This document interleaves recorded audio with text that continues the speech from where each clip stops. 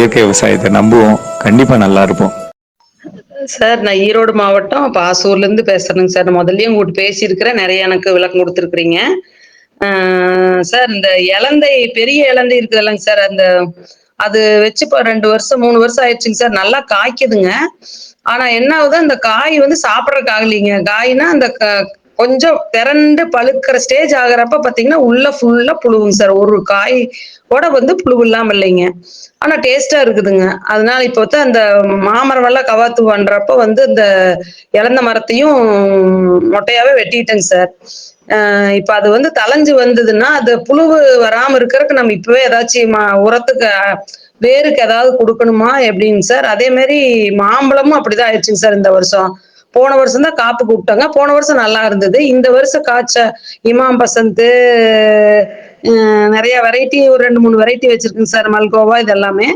அது எல்லாமே பழம் வந்து பறிச்சு பறிச்சு எல்லாம் வச்சிருக்கிறப்ப நல்லா ஷைனிங்கா நல்லா பழம் நல்லா இருக்குது சார்.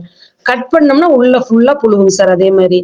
அதனால இப்ப என்ன வேருக்கே இப்ப ஏதாவது குடுக்கணுமாங்க சார்? என்ன பண்றது? அதுக்கு மட்டும் எனக்கு கொஞ்சம் விளக்கம் குடுங்க சார். அந்த புழு உள்ள இலந்த பழத்துக்கும், அந்த மாம்பழத்துக்கும் உள்ள புழு வராம இருக்கறக்கு என்ன பண்ணணும்னு சொல்லுங்க சார். வணக்கம்மா, நல்லா இருக்கீங்களா? அடிப்படையில் ஒரு விஷயத்தை தெரிஞ்சுக்கலாங்க, சரிங்களா? சீமை இலந்தை அப்படிங்கிறது உங்களுக்கு தெரியும். காட்டில் இருக்கக்கூடிய யாருமே கவனிக்காத இடத்துல வளர்ற ஒரு காட்டுப்பயிர். அதான் இலந்த மரம். அதுக்கு யாராவது தண்ணி கொடுத்துருக்காங்களா? யாராவது அதுக்கு வேணுங்கிற சத்துக்கள் கொடுத்துருக்காங்களா? தரை வழியோ தெளிச்சோ? அப்போ அதெல்லாம் நல்லா இருக்கு. அதை பிடிங்கிட்டு வந்தா இன்னைக்கு மார்க்கெட்டில் விற்கிறாங்க, நல்லா இருக்கு. பறவைகள் சாப்பிடுது. அது மாமரமாக இருக்கட்டும், கொய்யாவாக இருக்கட்டும், மாதுளையாக இருக்கட்டும், சீமை இலந்தையாக இருக்கட்டும், ஒரு நோய் வர்றது, பூச்சி வர்றதோட அடிப்படை என்ன அப்படின்னு சொன்னால், அளவுக்கு மீறிய தண்ணீர். தண்ணி கொடுத்தா மரம் வந்து தண்ணி கோத்துக்கும், பூச்சி கடிக்கும். பூச்சி கடிச்சதுனால நோய் வரும்.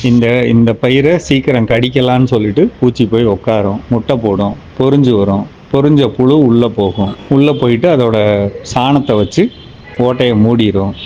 அப்போ சின்னதில் பார்க்க பழம் நல்ல பழப்பழம் தான் இருக்கும். அதுக்கப்புறம் பழுக்க பழுக்க அது தன்னுடைய விஷயத்தை காட்டும். இது பொதுவான விஷயம். இதுக்கு அடிப்படை என்ன? தண்ணியை நிறுத்தணும். தண்ணி கொடுக்கவே கூடாது. 20 நாளைக்கு ஒரு தண்ணி, 15 நாளுக்கு ஒரு முறை அப்படிங்கிற மாதிரி கொடுக்கணும். ரெண்டாவது, பாசனம் பண்ற தண்ணி செடியை தொடக்கூடாது. செடியிலேருந்து ஒரு 4 அடி தள்ளி தான் வட்டம் போட்டு அங்கே தண்ணி கொடுக்கணும். மூணாவது, பூச்சிகளை பிடிக்கிற மாதிரி மஞ்சள் நிற ஒட்டு மட்டை, அது மாதிரி பூக்கிற காலத்தில் மஞ்சள் நிற ஒட்டு மட்டை கட்டி தொங்க விடலாம் ஒரு 20 எண்ணிக்கையில். அதே மாதிரி 20 எண்ணிக்கையில் கருவாட்டு பொறி கட்டி தொங்க விடலாம். இதுக்கு அப்புறம் ஒன்று இயற்கை வழி கரைசல்களில் வேப்பெண்ணெய் கரைசல் 10 லிட்டருக்கு 150 மில்லி கலந்து காதி சோப்பில் கரைச்சிட்டு தெளிக்கலாம். அல்லது வேப்பங்கொட்டை கரைசல், 5 இலை கசாயம், 10 இலை கசாயம், அக்னி அஸ்திரம், கற்பூர கரைசல், வெள்ளை வேலமரப்பட்டை கரைசல், கருவேல மரப்பட்டை கரைசல், ஆமணக்கு கரைசல், ஏதாவது ஒன்றை எப்போ தெளிக்கணும்? பூக்கிறதுக்கு முன்னாடியும் பூத்ததுக்கு அப்புறம். அது மொட்டு காய் ஒரு சுண்டைக்காய் சைஸில் இருக்கிற அந்த நேரங்களுக்குள்ள 1 அல்லது 2 அல்லது 3 தடவை தெளிச்சுக்கணும் இடம் பொறுத்து. அப்படி செய்யறப்ப இந்த பூச்சிகள் வந்து உட்காராம நம்ம பார்த்துக்கலாம். முதல் என்ன செய்யணும்? தண்ணி கொடுக்கக்கூடாது. ரெண்டாவது என்ன செய்யணும்? இந்த கரைசல்களை தெளிக்கணும். இந்த 2 விஷயம் மட்டும்தான் எந்த விதமான பழமரங்களையும் பாதுகாக்கும். மற்றபடி அதுக்கான வளர்ப்பு முறையெல்லாம் நீங்கள் பண்ணிடுவீங்க. கீழே சத்து கொடுக்கறது, மேலே தெளிக்கிறது இதெல்லாம். ஆனால் இந்த 2 தப்பை பண்ணீங்கன்னா கண்டிப்பாக உங்களுக்கு லாபம் கிடைக்காது. பல்ல கடிச்சிட்டு கூட நம்ம அந்த பக்கம் போகக்கூடாது, தோட்டம் பார்க்க போகக்கூடாது, தண்ணி கொடுக்கக்கூடாது. அதுவும் பக்கத்தில் நம்ம வேற எதுவும் பயிர் வச்சுருக்கோம், இப்போ தென்னை போட்டிருக்கோம், அதுக்கு நம்ம தண்ணி கொடுக்குறோம் அப்படின்னா இப்போ இந்த பயிர் சுத்தமாக கொடுக்கவே கூடாது.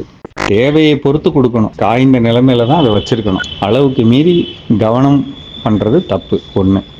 ரெண்டாவது வந்து பார்த்திங்கன்னா, ஒரு புழு பூச்சி நம்ம செடிகளில் இருக்குது அப்படின்னு மனசுக்கு பட்டுச்சுன்னா, ஒரு வருடத்தில் ஒவ்வொரு மாதமும் சீரான இடைவெளியில் மாதம் ஒரு தடவை, மாதம் 2 தடவை அப்படின்னு ஒரு கரைசலை தெளிக்கணும். என்ன இருக்கோ தெளிக்கணும். ஒன்று இயற்கையில் தெளிக்கலாம், இல்லைங்க என்னால் இதெல்லாம் செய்ய முடியாது அப்படின்னா உயிரியல் கரைசலில் வெர்டிசீலியம் லக்கானி அப்படி ஒரு திரவம் இருக்குது. பேசிலஸ் துரிஞ்சியன்சிஸ் அப்படின்னு ஒரு திரவம் இருக்குது. ரெண்டையும் 100 லிட்டருக்கு ஒவ்வொரு லிட்டர் கலந்து 1 கிலோ நாட்டு சர்க்கரை கலந்து வைக்கணும். ஒரு நாள் கழித்து இதை தெளிக்கணும்.